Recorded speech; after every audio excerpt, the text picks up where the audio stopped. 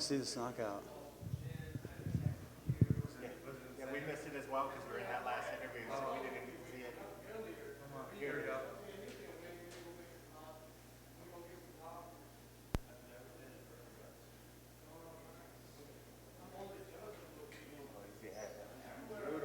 Oh, yeah. Wow, he just fucked him up there. Yeah, he's going good. Well, congratulations. How are you feeling? Old? I would think it would be the opposite. You come back and have a performance like that. Nah, still feel old. No, I feel okay, you know. I feel good. It's good to come in and get a finish. It's something I expected from this fight. I did. You know, I'm confident in my abilities, but I'm also very realistic. And when I watch film and when I try and assess my strengths and weaknesses versus my opponent's strengths and weaknesses, and I just thought, watching film, there were a limited amount of ways that he could beat me, and I felt like I had a few different really strong chances for me to finish him. So it's kind of what I expected. Yeah. You know, sometimes when you hear fighters talking about retirement before they have their last fight, it's kind of like a little bit of a death wish, you know, 1 foot Yeah. out. It didn't work that way for you. Do you feel like that's kind of a myth? I don't know. I think it's probably a case-by-case basis. I mean, you can't really give like a blanket statement to that. You know, some people have things coming in. So for some fighters, they're retiring because mentally they're having a hard time with the game nowadays. Some physically, some are just tired of it. They don't want to train anymore. That's not really the case for me. I love training. I love fighting. I enjoy being in here. I worked my ass off during this camp. As a matter of fact, I actually had an injury about 10 weeks out, 11 weeks out maybe. And so I made a decision, and I was in Texas. So I went to Florida, back to Sanford, got some rehab over at Barwis, some of the best rehab in the world, Barwis Performance. Holla. Got in there with the guys out at Sanford MMA, and they really pushed me hard. My strength conditioning over at Barwis, they really pushed me hard. Tony, thanks, Tony.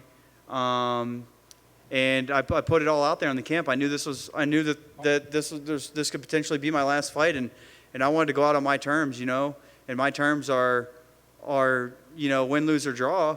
I put everything into it. You know, if I didn't put everything into the training for this camp, then, you know, I don't feel like I would be able to leave right now. But since I did, and I went, and I really trained hard, and I put everything into it, and luckily my body held up. You know, I feel good, and I feel at peace with where I'm at.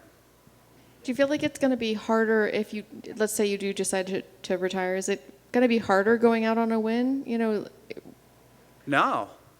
I mean, ideally, that's the way you want to go out. You know, I mean, if you go, like you say, oh, this is going to be my last fight, and then you lose, it's like, well, fuck, man, I want to get that one back. I don't want to go out on a loss. But then you lose, and then you retire. It looks like you retired because you lost. You know, shit, I won, and, you know, to step away from the game after a win, it's just going out on your own terms and knowing that you did it when you wanted to do it. I still got brain cells left, you know, and I can use those, hopefully. Is there anything about your opponent that surprised you?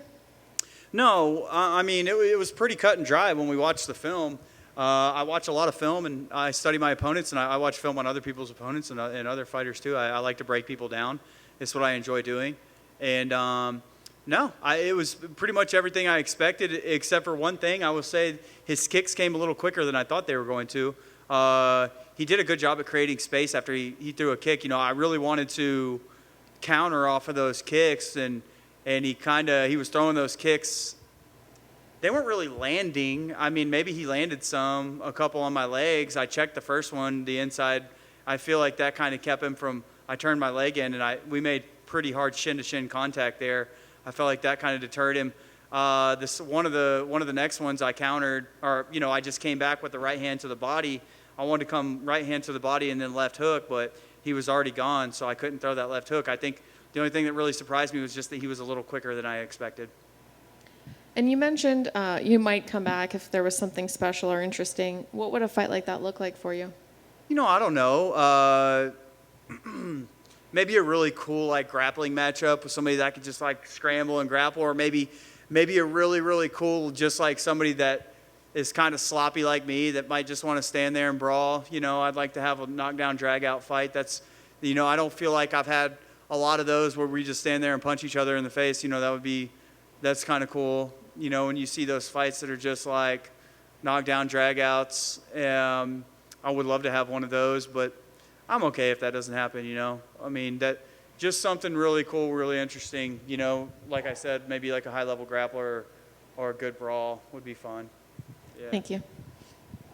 What was the injury that you had 10 weeks out that you had to deal with? I pulled a hamstring.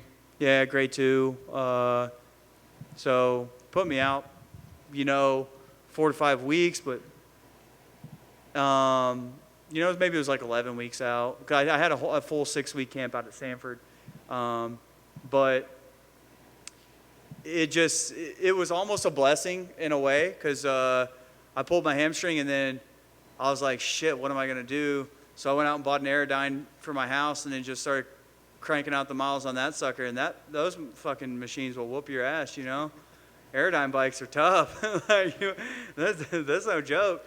But, and then it kind of forced my hand to get up to Florida. Because I was back and forth whether I was going to go, just because we just bought a house in Fort Worth, and it's kind of one of those things. Just bought a house and we were settling in, and I was like, I could do my camp here. I got great people back in Fort Worth, but at the same, it's not Sanford. Sanford MMA is the best gym in the world. So to just make the decision to go out there and oh, sorry, I have my. No, it's good work up there. What's it feel like? You go back and watch, now you're watching the clips and stuff. You're looking at your work. How good does it feel to I know when it happens, it's hard to kind of reflect back, but now you're looking at your handiwork. You're looking pretty sharp right there. Yeah, I don't know about that. I caught him with a good knee. That's pretty good. I'm an ugly sucker. I don't know how sharp I look when I'm out there fighting, but it gets the job done. Well, it's funny. You look back at your career, most of your finishes and stuff are submissions. Yeah. How is it good does it feel that you finished off with strikes, that you took them down? Look at, if I had a hair stuck like way up in my nose. I'm sorry. If you look at my career, you say a lot of my fights have been submission finishes, but it's because I watch film and I break people down. Who was I fighting when I submitted him? I was fighting strikers for the most part. Mark Striegl look at his record. Look how many submissions he has. I knocked him out. Who else did I knock out? Jim Ehlers. What is he? He's a submission guy. Yep. So I'm just smart. I'm not going out there and fighting your strength. I'm not going to fight to your strength. I'm going to watch film. I'm going to break you down, and I'm going to beat you at where your weakness is. I knew I knew he was chinny. I knew he had a weak chin. I didn't want it to go to the ground. When I took him down in the first round, the only reason I did that is because in that body lock, I wasn't doing much when he had the body lock, and I could feel it zapping his energy. I think he's a little too small for 45. He was squeezing and squeezing and squeezing, and then I was just creating space and then throwing little knees to the belly, and I could feel his energy just going less and less. And then I figured when I took him down, if I could get him settled, and he would I thought he would work a little harder to get up. I would just zap his energy. In the second round, he would come out flat. He came out flat in the second round, but he didn't really work too hard to get up. I planned on just holding him. Yeah, his corner was saying, he's just going to hold you. I was like, fuck yeah, I'm just going to hold him. I want him just to waste his energy, Like, I knew what was going to happen. I've seen in his past fights where people just didn't concede position to him, and they made him work, and then he gassed out and got choked out by a 25-pounder. So. I believe the commentary. Did you go over to them right afterwards and you said something like you were hearing like what their team was saying? What did you say to the commentary? I just told them. They asked me what I said to his corner, and I told them. I'm not gonna say it. I was being disrespectful. Gotcha. When you made the decision, you said your body wasn't, you were listening to your body and paying attention. I quickly look back, and it looks like it started maybe in 2019 where they started to have some canceled bouts due to injury. At what point did it start sinking into your head like, maybe I need to start really paying attention to these injuries and start thinking about, is the end coming near? At what point did that start happening?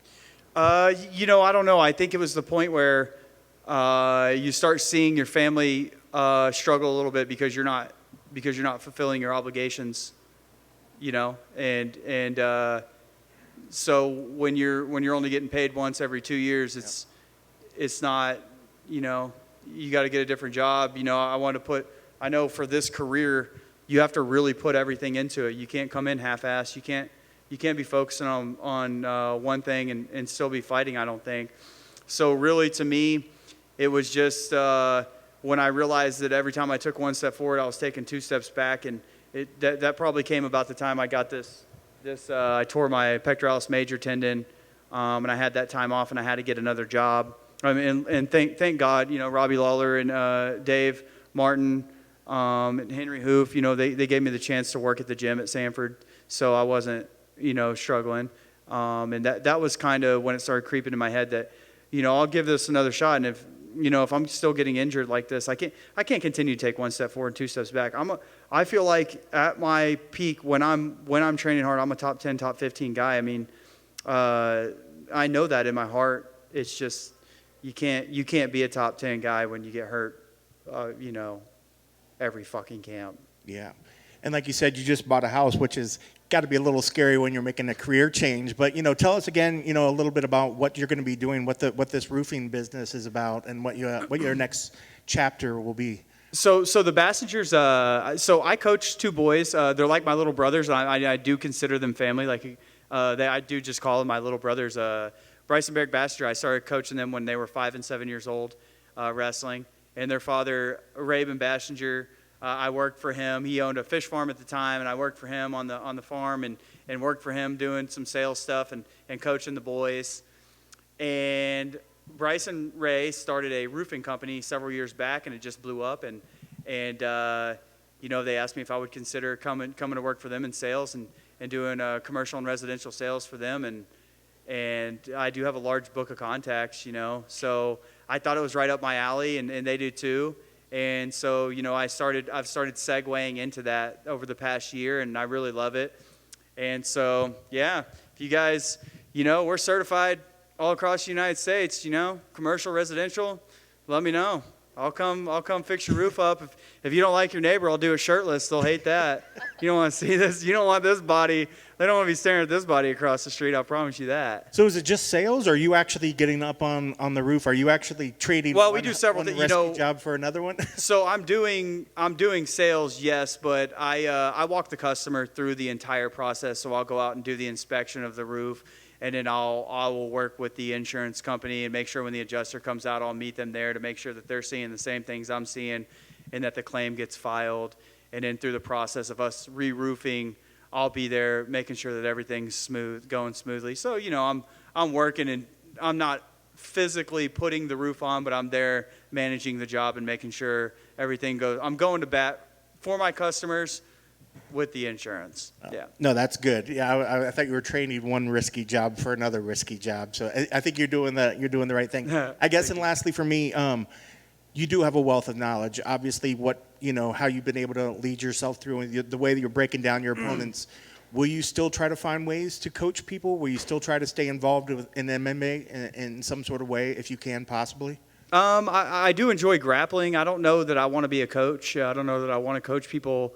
I like cornering people. I like cornering my friends and my training partners. I think it's necessary to help these guys.